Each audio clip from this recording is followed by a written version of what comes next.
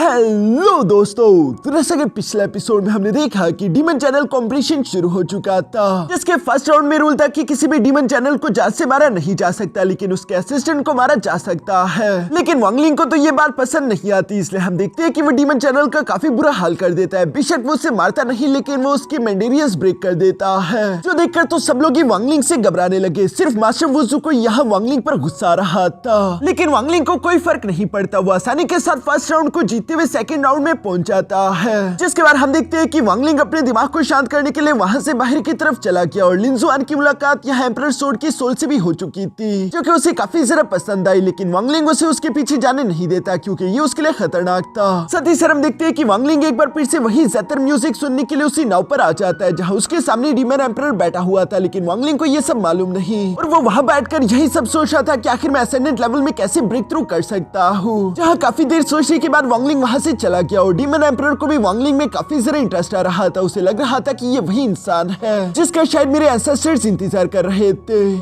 अब आगे तो नेक्स्ट एपिसोड की शुरुआत यहाँ डीमन चैनल कॉम्पिटिशन के सेकंड राउंड से शुरू होती है, जहाँ पर हम देखते हैं कि दो मार्शल्स भी आए हुए थे। पहला मार्शल जो कि दिखने में बूढ़ा और उसका नाम था मार्शल डी शुआई, वो अपने साथ दूसरे मार्शल की तरफ देखते हुए कहता है कि मार्शल टियान शुआई, तुम आखिर यहाँ पर क्या कर रहे हो? क्योंकि पहले राउंड की कॉम्पिटिशन को तो तुम देखने के लिए नहीं आए थे, तुमने कहा था कि ये काफी ज्यादा बोरिंग है। मार्शल टियान शुआई का अभी भी कुछ खास इंटरेस्ट दिखाई नहीं दे रहा था, क्योंकि उसने अपनी आंखें बंद की हुई थी और वो जवाब देते हुए कहता है कि मुझे डीमन एम्परर ने ऑर्डर दिया था, उन्हीं के ऑर्डर की वजह से मैं यहाँ पर आया हूँ। जो सुनकर तो मास्टर डी शुआई भी हैरान हो गए थे कि आखिर डीमन एम्परर ऐसा ऑर्डर क्यों देंगे। इसके बाद हम देखते हैं कि अरीना में वहाँ पर मास्टर जी वुज़ू आ गया था, जो कि सब लोगों को ऊंची आवाज में बताता है कि डीमन एम्परर के ऑर्डर पर ये सेकंड राउंड बिल्कुल ही अलग होने वाला है। यहाँ पर होने वाला है एक ड्रम स्ट्राइकिंग कंपटीशन, जो कहते हैं मास्टर जी वुज़ू ने फौरन से वहाँ पर बैटल डीमन ड्रम को समन करना शुरू कर दिया था, जिसे देखकर तो जितने भी डीमन चैनल से वो सारे के सारे सरप्राइज रह गए, जबकि बाकी के भी वहाँ पर मौजूद जितने भी लोग थे वो भी इसी बारे में बात करने लगे कि ये बैटल डीमन ड्रम, इसके बारे में तो हमने सुना है कि ये बहुत ही जरा खतरनाक है। यहाँ पर वो सब लोग इसी तरह की बातें कर रहे थे, तभी अचानक जी वुज़ू कहता है कि सब लोग खामोश हो जाओ, जबकि वांगलिंग तो खामोशी के साथ ये सब देख रहा था। दूसरी तरफ जी वुज़ू यहाँ पर सब लोगों को बताने लगा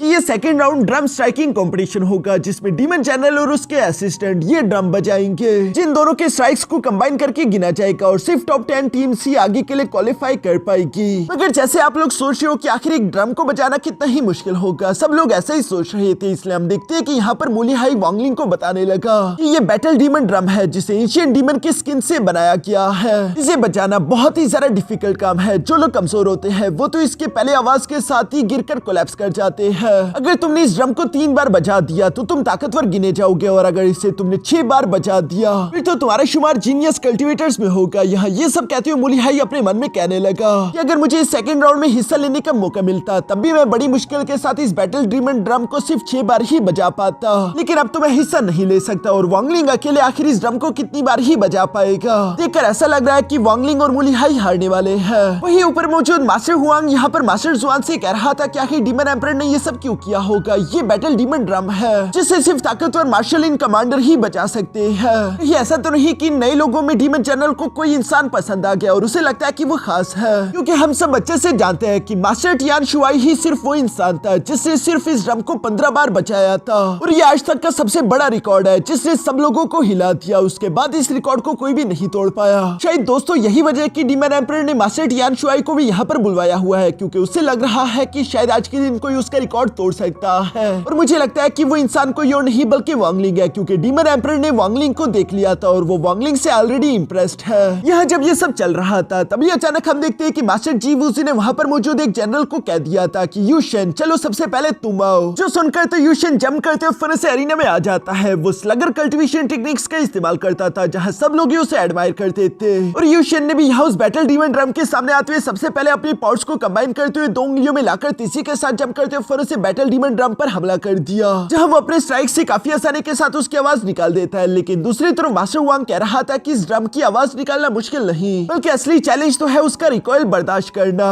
मास्टर वांग का ये कहना ही था कि तभी अचानक हम देखते हैं कि उस ड्रम के अंदर से काफी ज्यादा पावरफुल एनर्जी फौरन यूशन को टकराते हुए हिट करके पीछे की तरफ पटक देती है, जिसकी वजह से यूशन खून की उल्टी करने लगता है। ऐसा रिकॉइल आज तक किसी ने भी नहीं देखा था। मगर हम देखते हैं कि यूशन रुकता नहीं, एक बार फिर से वो अपनी एनर्जी को इकट्ठा करते हुए तीसरी के साथ जाकर बैटल डीमन ड्रम से टकरा गया। और हम देखते हैं कि सेकंड रिकॉइल तो पहले से भी 5 गुना ज्यादा पावरफुल था, जिससे टकराकर यूशन बुरी तरीके से इंजर्ड होते हुए पीछे की तरफ आ गिरता है।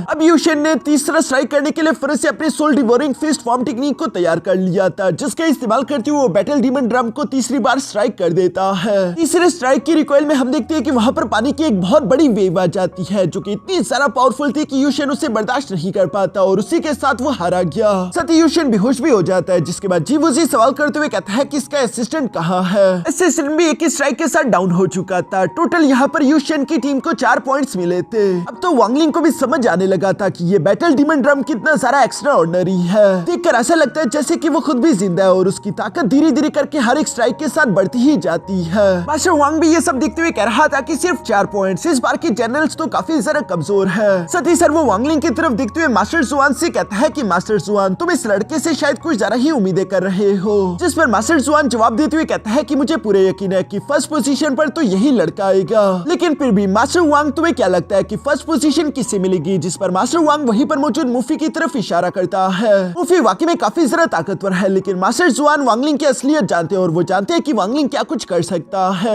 इसके बाद हम देखते हैं कि ये सेकंड राउंड इसी तरह से चलता रहा। कई सारे डीमन जनरल्स और उनके असिस्टेंट बारी बारी आकर इस बैटल डीमन ड्रम को बचाने की कोशिश करते हैं, जहां सब लोगों को अलग अलग पॉइंट्स मिले। सबसे ज्यादा लो पॉइंट्स थे 3 और सबसे ज्यादा हाईएस्ट पॉइंट थे 6। कोई भी 6 से ऊपर नहीं जा पाया। यहाँ ये सब हो रहा था। हम देखते हैं कि जीव उसी गुस्से के साथ वांगलिंग की तरफ देखने लगा। वो अपने मन में वांगलिंग पर गुस्सा था, क्योंकि वांगलिंग ने डीमन चैनल के मेंडेरियंस को ब्रेक किया था, इसलिए चीफ वुसु भी वांगलिंग के टुकड़े टुकड़े करना चाहता है। लेकिन हम देखते हैं कि वो फिलहाल वांगलिंग को चूज नहीं करता, बल्कि वो डीमन चैनल मुफी को आवाज देते हुए कहता है कि आप अरीना में आ जाए। जो सुनते मुफी धीरे धीरे से अरीना की तरफ बढ़ने लगा। यहाँ पर मुफी की पावर्स काफी ज्यादा टेरिफाइंग दिखाई दे रही थी, जिसे लोग ब्रदर किलिंग गॉड के नाम से भी जानते थे। और वो लोग आपस में बातें करते हुए कह रहे थे कि मुफी तो सारे के सारे डीमन चैनल्स में से सबसे ज्यादा ताकतवर है। इवन के 5 डीमन कंट्री ने भी मुफी के सर पर 10 मिलियन डीमन स्टोन की बाउंटी रखी है। अब सब लोग यही देखना चाहते थे कि आखिर मुफी कितने स्ट्राइक्स बजा पाएगा। हम देखते हैं कि मुफी जैसे ही बैटल डीमन ड्रम के सामने आया, उसने फौरन से अपने पावर्स का इस्तेमाल करते हुए पहले ही डीमन ड्रम पर स्ट्राइक कर दिया,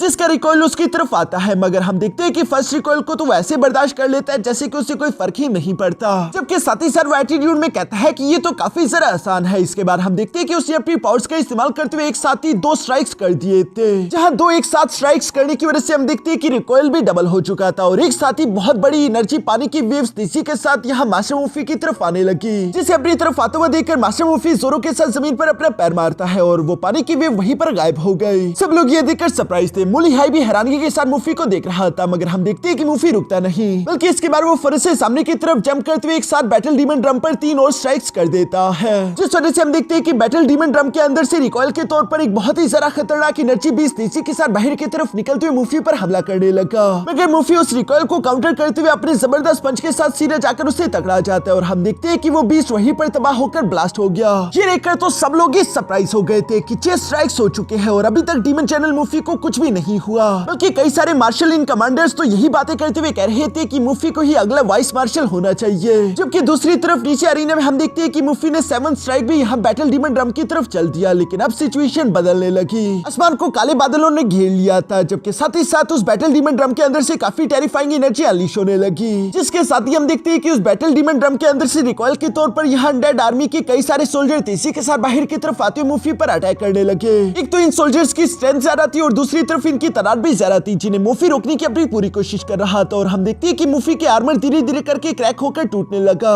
मुफी को अब इस बार की रिकॉइल से वाकई में तकलीफ हो रही थी, मगर हम देखते हैं कि वो हार नहीं मानता, बल्कि वो 7 के बाद 8 काउंटर स्ट्राइक करने के लिए फिर से एक पाम अटैक रेडी करते हुए तीसरे के साथ सामने की तरफ चल देता है, जो कि उन अनडेड सोल्जर्स को साइड पर हटाते हुए सीधे जाकर बैटल डीमन ड्रम से दोबारा से जाकर टकरा गया। इसके साथ ही मुफी ने 8वां स्ट्राइक भी कर दिया था, जिसके साथ ही हम देखते हैं कि पहले से भी 10 गुना ज्यादा अनडेड आर्मी के सोल्जर्स 20 गुना तेज रफ्तार के साथ मुफी की तरफ बढ़ने लगे, जिन सबको तो मुफी नहीं रोक सकता था। और हम देखते हैं कि मुफी का पूरा की पूरा आर्मर शैटर हो जाता है, उसका फेस मास्क भी टूटकर गिर चुका था, जबकि अंदर से भी वो बुरी तरीके से इंजर्ड हो चुका है। इसलिए हम देखते हैं कि मुफी यहाँ पर खून की उल्टियां करने लगा। दूसरी तरफ यहाँ पर जनरल मुफी का असली चेहरा देखकर तो वांगलिंग हैरान होते हुए कहता है कि इसका चेहरा जाना पहचाना लग रहा है। उस दिन पिरामिडियल प्रिजन में मैं जिस आदमी से मिला था वो भी कुछ जनरल मुफी की तरह दिखाई दे रहा था। दूसरी तरफ हम देखते हैं कि डीमन जनरल मुफी ने चूंकि 8 बार उस ड्रम को स्ट्राइक कर दिया था, इसलिए सब लोग डीमन जनरल मुफी की तारीफ करते हुए कहते हैं कि वाकई में आप किलिंग गॉड कहलाने के काबिल हो। जबकि मास्टर वांग भी यहाँ पर मास्टर जुआन के सामने फ्लेक्स करते हुए कह रहा था कि मास्टर जुआन तुम तो ऑलरेडी शर्त हार चुके हो, लगता है कि फैसला हो चुका। जिस पर मास्टर जुआन जवाब देते हुए कहता है कि कहना पड़ेगा कि मुफी वाकई में काफी ज्यादा इंप्रेसिव है, लेकिन जिस लड़के को मैंने चूज किया है उसके सामने मुफी कुछ भी नहीं।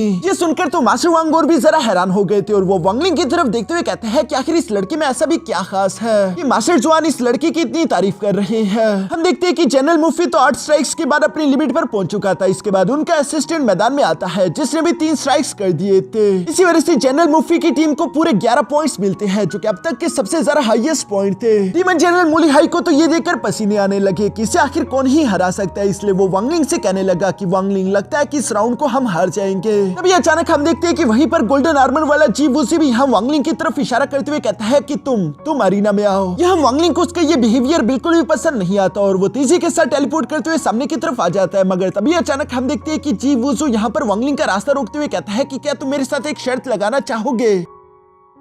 जिस पर वांगलिंग सवाल करते हुए पूछता है कि कैसी शर्त। इस पर हम देखते हैं कि जी वुजू जवाब देते हुए कहता है कि अगर तुमने 5 स्ट्राइक्स कर दिए तो मैं खुद पर्सनली तुम्हें डीमन एम्परर के सामने रिकमेंड करूंगा कि वो तुम्हें डीमन चैनल बना दे, लेकिन अगर तुम 5 स्ट्राइक्स नहीं कर पाए तो मैं चाहता हूँ कि तुम हेवनली डीमन सिटी को छोड़कर चले जाओ। ये सुनकर वहाँ पर मुझे सब लोग तो आपस में बातें करने लगे कि यकीनन वांगलिंग डर गया होगा, वो आखिर जी वुजू की शर्त कैसे एक्सेप्ट कर सकता है। मगर दूसरी तरफ हम देखते हैं कि वांगलिंग तो एटीट्यूड के साथ जवाब देते हुए कहता है कि मुझे कोई जरूरत नहीं कि तुम मुझे डीमन एम्परर के सामने रिकमेंड करो, बल्कि मुझे तो तुम्हारा हाथ चाहिए। जो सुनकर तो जी वुजू और वहाँ पर मुझे सब लोग ही सरप्राइज हो जाते हैं, लेकिन जी वुजू को तो लग रहा था कि वांगलिंग 5 स्ट्राइक्स कैसे ही कर पाएगा, इसलिए वो हंसते हुए कहता है कि ठीक है, तुम्हें मैं अपने एक हाथ काट कर दे दूंगा, एक या 2 भी दे सकता हूँ, कोई बड़ी बात नहीं। यहाँ पर सब लोग ही वांगलिंग की ये बातें सुनकर आपस में बातें करते हुए कह रहे थे कि ये लड़का कुछ ज्यादा ही एरोगेंट है जो इसने जी वुजू का हाथ मांग लिया। सब लोगों को लग रहा था कि अब तो वांगलिंग बुरी तरीके से हारने वाला है और मूली हाई भी इसकी वजह से शर्मिंदा होगा, लेकिन सिर्फ मास्टर जुआन ही वांगलिंग की असलियत जानते थे और वो अपने मन में कह रहे थे कि काश उस टाइम मैंने वांगलिंग को अंडर एस्टिमेट ना किया होता, वरना इस वक्त जो इंजरीज मेरी बॉडी के अंदर है वो ना होती। ये सब लोग भी वांगलिंग को अंडर एस्टिमेट करके गलती कर रहे हैं। मास्टर जुआन जब ये सब सोच रहे थे, दूसरी तरफ हम देखते हैं कि वांगलिंग बैटल डीमन ड्रम को स्ट्राइक करने के लिए तैयार हो रहा था। आसमान को काले बादल कवर कर लेते हैं, जहाँ पर हम देखते हैं कि वांगलिंग अपनी पावर्स को एक्टिवेट करते हुए कहता है कि जी वुजू अपनी आंखें खोलकर देखो, 5 स्ट्राइक्स चाहिए ना तुम्हें। जो कहते हैं वांगलिंग अपनी पावर्स को एक्टिवेट करके तीसी के साथ बैटल डीमन ड्रम की तरफ पहुंचते फन से उसे पंच करना शुरू कर देता है, जहां पर लगातार आवाज बजती जा रही थी, धम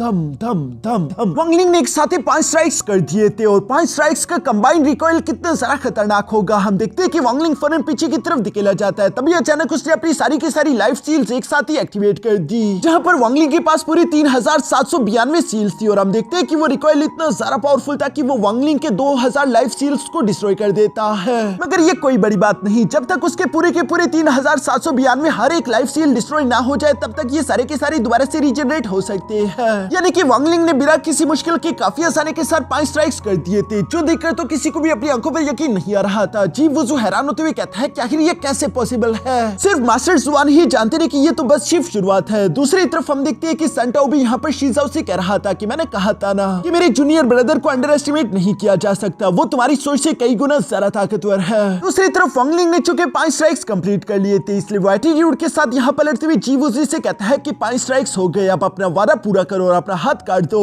लेकिन जी वुजू तो कमीना अपनी बातों से पलटते हुए कहता है कि तुमने सिर्फ 5 स्ट्राइक्स किए हैं, जबकि मैंने कहा था कि 5 से ज्यादा स्ट्राइक्स, अभी तक तो तुमने सिर्फ बराबर किया है, तुम जीते नहीं हो। सब लोग जी वुजू की ये बात सुनकर आपस में बातें करने लगे कि ये कितना कमीना है, अपनी बातों से पलट गया, ये तो हमें बदनाम कर रहा है। लेकिन वांगलिंग को कोई फर्क नहीं पड़ता था, बल्कि वो कहता है कि अच्छा अगर ऐसी बात है तो ठीक है, मैं तुम्हारी ये ख्वाहिश भी पूरी कर देता हूँ। और ये कहती वांगलिंग ने फौरन से अपनी डेथ एनर्जी को यहाँ एक ड्रैगन स्टैंड में कन्वर्ट करते हुए अपने पास बुलवा लिया था, जिससे वांगलिंग तैयार करते हुए तीसी के साथ सामने की तरफ मौजूद बैटल डीमन ड्रम की तरफ भेज देता है और 6वीं बार भी वो बैटल डीमन ड्रम बच गया। मगर इस बार का रिकॉइल प्रेशर वाकई में बहुत ही सारा टेरिफाइंग था, जिसे देखकर तो सब लोग ही सरप्राइज हो गए थे। मगर दूसरी तरफ हम देखते हैं कि वांगलिंग को उसके लाइफ सील्स प्रोटेक्ट कर रहे थे, इसलिए वो बिना किसी प्रेशर के आराम से खड़ा था, बल्कि वो वहां पर मौजूद एक स्टोन को हिट करते हुए सामने की तरफ बैटल डीमन ड्रम की तरफ भिजवा देता है, जिसकी वजह से वो 7वीं बार भी स्ट्राइक हो गया और वही रिकॉइल पहले से भी 20 गुना ज्यादा खतरनाक हो जाता है। हम देखते हैं कि उस बैटल डीमन ड्रम के अंदर से अनडेड आर्मी के कई सारे सोल्जर तीसी के साथ निकलते हुए वांगलिंग की तरफ बढ़ने लगे। उस रिकॉइल ने वांगलिंग के ऑलमोस्ट 3000 लाइफ सील्स को ब्रेक कर दिया था और बाकी के जो लाइफ सील्स थे वो वांगलिंग की बॉडी के आसपास फौरन से आर्मर बना देते हैं। इस लाइफ सील आर्मर का इस्तेमाल करते हुए वांगलिंग ने काफी आसानी के साथ बैटल डीमन आर्मर के 7 स्ट्राइक की रिकॉइल को भी बर्दाश्त कर लिया था। मगर साथ ही साथ वांगलिंग ने एक बात महसूस की कि जब उसने बैटल डीमन ड्रम पर हमला किया था तो उसे ऐसा महसूस हुआ कि बैटल डीमन ड्रम उसके हेवनली डाउ के साथ रेजोनेट कर रहा है, जिसका सिर्फ एक ही मतलब हो सकता है कि ये बैटल डीमन ड्रम कोई इंस्ट्रूमेंट नहीं बल्कि ये एक एंटिटी है। इसकी अपने थॉट्स है, अपनी सोचने की क्षमता है। वांगलिंग अभी ये सब सोच रहा था कि तभी अचानक वहां पर जी वुज़ू वांगलिंग से कहता है कि मैं तुम्हें डीमन एम्परर के सामने जनरल के लिए रिकमेंड कर सकता हूँ, इसके लिए मान जाओ, तुम्हें इसमें बहुत सारा फायदा है। लेकिन वांगलिंग एटीट्यूड के साथ जवाब देते हुए कहता है कि मैंने कहा ना, मुझे तुम्हारा हाथ चाहिए। जो सुनकर तो जी वुज़ू भी गुस्सा होते हुए कहता है कि तुम अपनी किस्मत को कुछ ज्यादा ही पुश कर रहे हो। लेकिन दूसरी तरफ हम देखते हैं कि वांगलिंग ने एक बार फिर से अपने पंच को तैयार कर दिया, जहां 8वीं बार भी वो बैटल डीमन ड्रम पर हमला करते हुए उससे स्ट्राइक करके कहता है कि मैंने कहा ना, मुझे तुम्हारा हाथ काटना है। और इस बार हम देखते हैं कि वांगलिंग ने जैसे ही 8वां स्ट्राइक किया उसकी बॉडी पर प्रेशर कुछ ज्यादा नहीं पड़ा, बल्कि हम देखते हैं कि वहां पर कुछ काले बादल चारों तरफ से इस अरीना को कवर कर लेते हैं और वहां पर मौजूद सब लोगों पर प्रेशर पड़ने लगा। देखकर ऐसा लग रहा था कि ये सारी की सारी पावर वांगलिंग की है, लेकिन वांगलिंग असल में उसी बैटल डीमन ड्रम की पावर्स को रेजोनेट करके अपने लिए इस्तेमाल कर रहा था। जहां उस टेरिफाइंग प्रेशर की वजह से जी वुज़ू अपने गुड्डों पर आ जाता है, जबकि सारे के सारे मार्शल्स भी ये देखकर सरप्राइज हो गए थे कि इस लड़के ने आखिरकार इस बैटल डीमन ड्रम के रहस्य को समझ लिया। इसने अपने हेवनली डॉग को उसके साथ रेजोनेट करना शुरू कर दिया है। ये चीज सिर्फ वहां पर मौजूद मार्शल्स को ही मालूम था और कोई भी इस बारे में नहीं जानता था। इवन कि हम देखते हैं कि वहां पर मौजूद मास्टर टियान शुआई भी ये देखकर अपनी आंखें अचानक से खोल लेता है। सब लोग यहाँ पर वांगलिंग की तरफ देख रहे थे, जो कि इस वक्त बहुत ही ज्यादा पावरफुल दिखाई दे रहा था। दूसरी तरफ जी वुज़ू धीरे धीरे खड़ा होते हुए वांगलिंग से कहता है कि ये तुम्हारी अपनी पावर नहीं है, तुम बैटल डीमन ड्रम की पावर्स के साथ रेजोनेट करते उसे उधार ले रहे हो। अगर तुम्हें खुद की पावर्स पर इतना ही ज्यादा यकीन है तो इस बैटल डीमन ड्रम को 15 बार बजाकर दिखाओ। अगर तुमने 15 बार बजा दिया तो मैं अपने एम्परर की कसम खाता हूँ कि मैं तुम्हें अपना हाथ दे दूंगा और मैं कोई भी बहाना नहीं लगाऊंगा। मगर ये सब सुनकर वहीं पर मौजूद मुलिहाई तो अपने मन में कहने लगा कि एक सोल ट्रांसफॉर्मेशन के पीक लेवल का कल्टीवेटर इस ड्रम को सिर्फ 8 बार ही बजा सकता है, ये उसकी लिमिट है। अगर वांगलिंग इससे जरा आगे जाने की कोशिश करेगा तो उसकी सोल कोलैप्स हो जाएगी और वो यहाँ पर मारा जाएगा।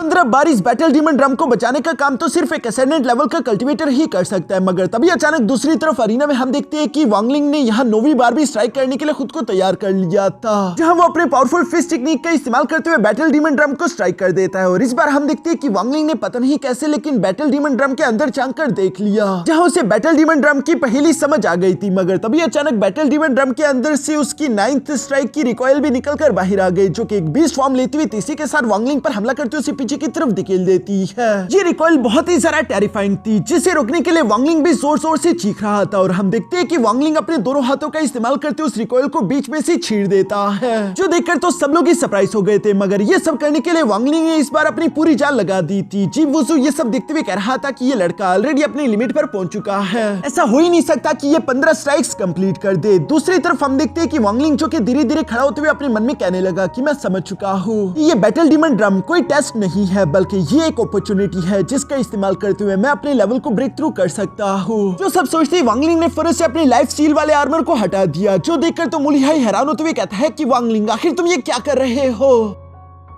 जहां दूसरी तरफ हम देखते हैं कि वांगलिंग तेजी के साथ मूव करते हुए फौरन से बैटल डीमन ड्रम के सामने आ गया था, जहां उस पर धीमे से हाथ रखते उसे महसूस करना शुरू कर देता है। वांगलिंग को समझ आने शुरू हो गया था कि ये बैटल डीमन ड्रम किसी की भी हेवनली डाउ को चेंज कर सकता है। इसके काम करने के 2 ही तरीके हैं, जब हम इस पर स्ट्राइक करते हैं तो हम इसे फॉलो करते हैं और उसके बदले में ये ओपोज करता है। लेकिन उस रिकॉइल जिसे ओपोजिंग फोर्स कहते हैं उसे अगर तुम रोकने की कोशिश करोगे, जैसे कि मैं अपनी लाइफ स्टील का इस्तेमाल करते उसे रोकने की कोशिश कर रहा था, तो ये मुझे चोट पहुंचाएगी। लेकिन अगर मैं इसके खिलाफ लड़ना बंद कर दूं और इसे रोकने की कोशिश करने की बजाय इसे अपनी बॉडी के अंदर इंटर होने दूं, तो ये मेरी बॉडी को प्योर कर सकती है। मेरी बॉडी के अंदर जितनी भी गंदगी होगी वो सब साफ हो जाएगी। ये सब कहते हुए वांगलिंग ने अपनी 2 उंगलियों का इस्तेमाल करते हुए बड़ी ही धीमे से बैटल डीमन ड्रम को स्ट्राइक कर दिया था, जिसके अंदर से तेज रिकॉइल वाली ओपोजिंग फोर्स निकलने लगी और वो वांगलिंग की बॉडी के अंदर अब डायरेक्टली इंटर हो रही थी, जिसकी वजह से वांगलिंग की बॉडी के ऊपर क्रैक्स आने लगे थे। ऐसा लग रहा था जैसे कि बहुत ही खतरनाक फायर फोर्स वांगलिंग की बॉडी के अंदर इंटर कर रही हो। मार्शल डी शुआई भी ये देखकर सरप्राइज होते करते हुए कहता है कि ये लड़का अपनी बॉडी को फर्नेस की तरह इस्तेमाल कर रहा है, जबकि बैटल डीमन ड्रम के साउंड को फायर की तरह इस्तेमाल कर रहा है। जिस प्रोसीजर का इस्तेमाल करते हुए ये लड़का अपने बोन मैरो की क्लेंसिंग कर रहा है, जो कि वांगलिंग को और भी ज्यादा ताकतवर बना देगी। दूसरी तरफ हम देखते हैं कि एनीमे में मौजूद वांगलिंग इसी तरह से 2 उंगलियों का इस्तेमाल करते हुए उस ड्रम को दोबारा से भी स्ट्राइक करता है, जहां वो अपने मन में कह रहा था कि ये ओपोजिंग फोर्स, इसे रेजिस्ट करो, ये तुम्हें चोट पहुंचाएगी, इसे अपना लो तो तुम इसे अपने लिए इस्तेमाल कर सकते हो।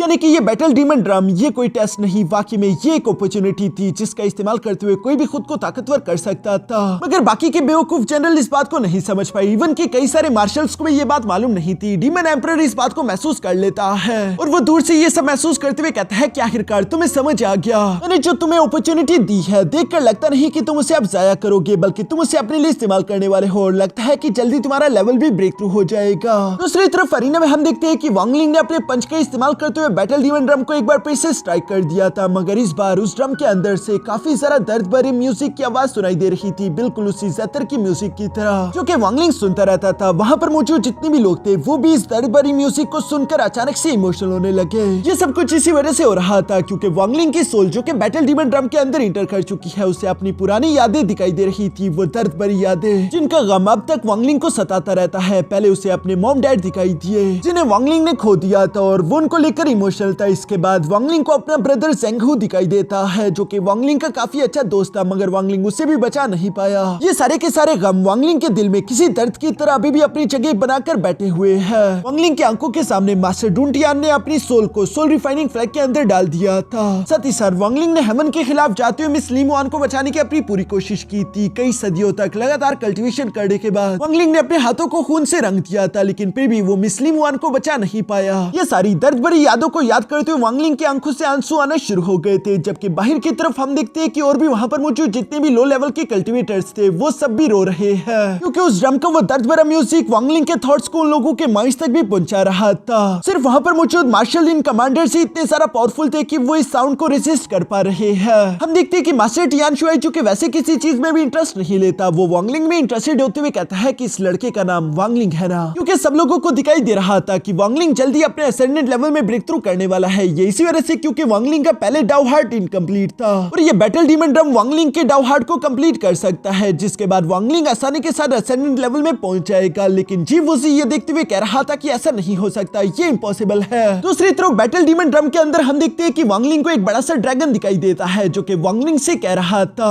कि आगे बढ़ो, इन सीढ़ियों को चढ़ो और ये आखिरी वो दरवाजा है जिसे पार करने के बाद तुम असेंडेंट लेवल में ब्रेक थ्रू कर जाओगे। वांगलिंग ये सब सुनकर धीरे धीरे से उन सीढ़ियों के ऊपर चढ़ने लगा। साथ ही साथ बाहर की तरफ हम देखते हैं कि वो लगातार बैटल डीमन ड्रम को भी बजा रहा है। साथ ही साथ वो आगे की तरफ बढ़ते हुए कह रहा था कि पिछले कई सौ सालों से ये गम मेरे दिल में लगातार बैठा हुआ है। आज बैटल डीमन ड्रम की इस आवाज ने मेरे दिल के अंदर से उस गम को निकालना शुरू कर दिया, जिसकी वजह से मेरा दिमाग शांत हो पाया है। और वांगलिंग का जब दिमाग शांत हो जाएगा और उसके पास कोई भी बुरी याद नहीं रहेगी तो उसका डाउ हार्ट भी कंप्लीट हो जाएगा, जिसके बाद वो असेंडेंट लेवल में ब्रेक थ्रू कर सकता है। इसी तरह करते करते वांगलिंग की सोल धीरे धीरे करके वो सारी की सारी सीढ़ियां चढ़ते हुए गेट के सामने आ चुकी थी, जहां बाहर की तरफ हम देखते हैं कि वांगलिंग ने बैटल डीमन ड्रम पर एक पावरफुल पंच का इस्तेमाल करते हुए उसे 14 स्ट्राइक भी कर दिया था, जिसकी वजह से वो गेट ओपन हो जाता है। इसके बाद आखिरी बारी आती है 15 स्ट्राइक की, जिसके बाद कोई भी असेंडेंट लेवल में इंटर कर जाएगा। दूसरी तरफ हम देखते हैं कि वांगलिंग की सोल भी धीरे धीरे करके उस गेट के अंदर इंटर होने लगी थी, मगर वांगलिंग इससे पहले कि उस गेट को पार कर पाता अचानक उससे पीछे की तरफ मिस ली मुआन दिखाई देती है, जिसे देखते हुए वांगलिंग फौरन से रुक गया। बाहर की तरफ वांगलिंग अपने 15 स्ट्राइक को भी बीच में रोक देता है, जो देखकर तो सब लोग ही हैरान हो गए थे। मास्टर वांग कहता है कि ये लड़का इतनी नजदीक है अपने असेंडेंट लेवल के, आखिर इसने 15 स्ट्राइक को रोक क्यों दिया?